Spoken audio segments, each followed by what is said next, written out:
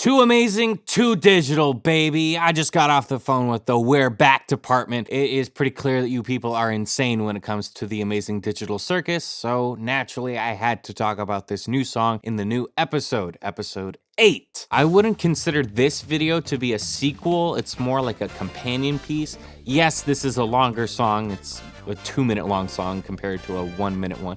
But this analysis is going to be much shorter, focusing on the song, its lyrics, rather than going into too much detail regarding the larger implications of it. If you haven't watched that video, please feel free to click the link in the description, or there should be a little thing up in the corner right about now. And if you have no idea who I am, my name is Owen Meldon. I'm a composer, producer, multi-instrumentalist, and generally just a big nerd, and I've watched every premiere except for episode 8. Episode 8 actually dropped the same night of another side gig of mine, a 4-show run of Chicago, led by my fearless partner in musical crime, Ryan Kazda. And Ryan and I have actually done some music together. Very, very subtle plug here. So all this to say, I think I'm arguably the most dangerously prepared person on YouTube to talk about this number. And because I've been so immersed in the musical theater world recently, I found some overlap with the razzle dazzle of Chicago as well as the one who's running the show. And not just because they're these big, spectacular productions, but mainly in the way the lyricists take ideas around manipulation and cleverly hide it in a lot of jazz. A lot of jazz. To make up for the more analytical or theoretical analysis, I'm actually going to take a deeper look into the lyrics. But before I do all of that, I want to reestablish the context of where this song fits into the larger narrative of episode 8. If somehow you haven't watched any of the Amazing Digital Circus, particularly episode 8, what are you doing here? Go watch it. Go support indie animation. Let's put the pedal to the metal. Episode 8 explores Caine and his character development, as well as the control on the digital reality that he created. That has started to slip pretty fast. So when the circus members try to fight back and resist it, Caine changes his approach gradually to the point where he tortures everybody but Kinger. Caine's crisis is the backbone of his song because it's the first instance where Caine outwardly shows the cracks in his ego to the circus members. His only purpose is to be creative, to generate ideas. We see that at the very start of this episode. Yet for his entire quote-unquote life, he has been told that he was generating ideas wrong, leading to believe that every interaction he's ever had with humans is inherently personal. When your only directive is to perform or to prioritize output, sometimes people cope with that by just throwing as much paint at the wall as possible just to say, hey, I did something, or to try to divert the collective attention elsewhere. That is exactly what happens in this song. It is such a common trope in theater, particularly with major characters. If you can't deal with reality, you put on a show that says, I cannot deal with this. This is also quite literally what happens in Chicago during the trial of Roxy Hart. She is told by her manipulative lawyer, Billy Flynn, to give him the old razzle-dazzle and perform for the jury in the courtroom in order to sway their opinion. Caine's song ends up being his penultimate major moment before he gets deleted by Kinger. He had no idea that this was his swan song, but that notion reframes this entire number in retrospect. Getting into the actual song now, I'm gonna take a look at the lyrics first because they pack a lot of punch for a 2-minute long song. The lyrics illustrate the power dynamic between the 6 humans and the AI with a god complex in several different ways. The very first line, "It's news to me that it's news to you," is Caine framing this power imbalance as something that all the humans should have known by now and accepted when he has full control over their minds. The choice to call the circus a regime that has plummeted south is a deliberate one. It is not an equal relationship or any sort of arrangement.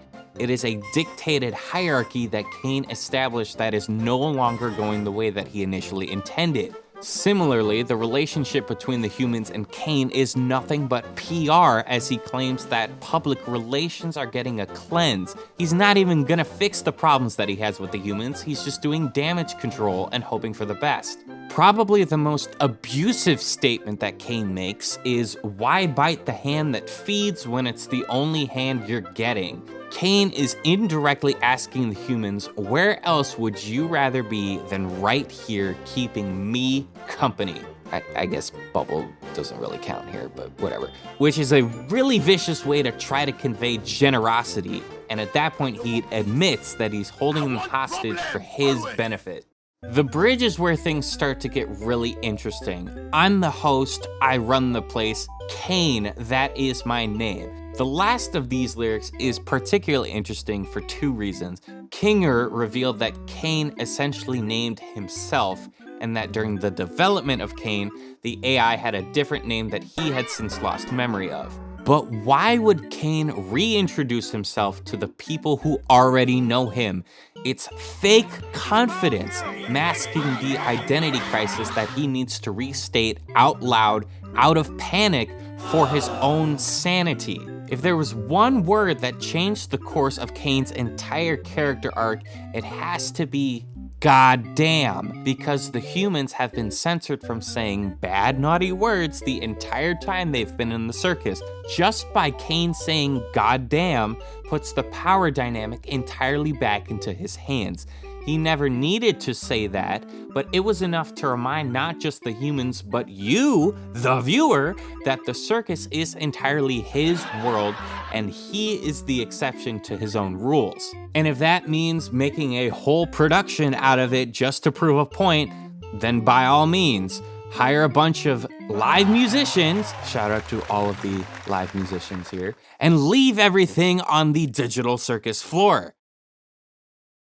And with that, it is now time for the transcription. Transcribing this song was substantially more complex than working on the episode 7 abstraction sequence, so I might have missed a couple of sax lines here and there. The trombones were really bad and got buried in the MV sep stems a lot, so I might have missed that. So if any of the live musicians who actually played on this song somehow watch this, first of all, thank you for your service. And second of all, if I missed something, definitely let me know because I will go back and fix that. All right, you're probably bored of me talking. It's music time.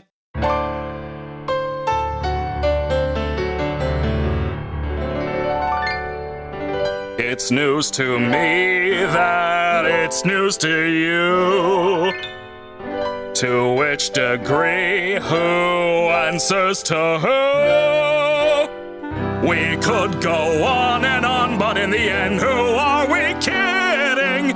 My divinity is past infinity, am I getting through?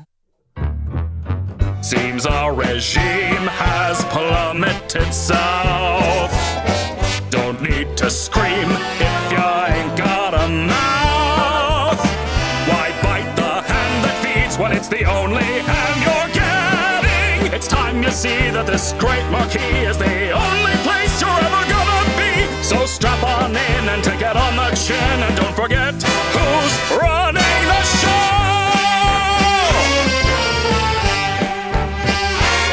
Now look at this. Absolute bliss. Oh, what a shock! Watch where you walk. I'm the host, I run the place. Caine, that is my name. Not enthused, just feeling used. Oh, what a goddamn shame! Congratulations, all of my friends. Public relations are getting a cleanse. Put on your Sunday best because I'm nowhere close to quitting. So play the games and just ignore the pains, cause all that remains is how you prime your brain. You whine to me, but you're too blind to see that I'm the one who's running the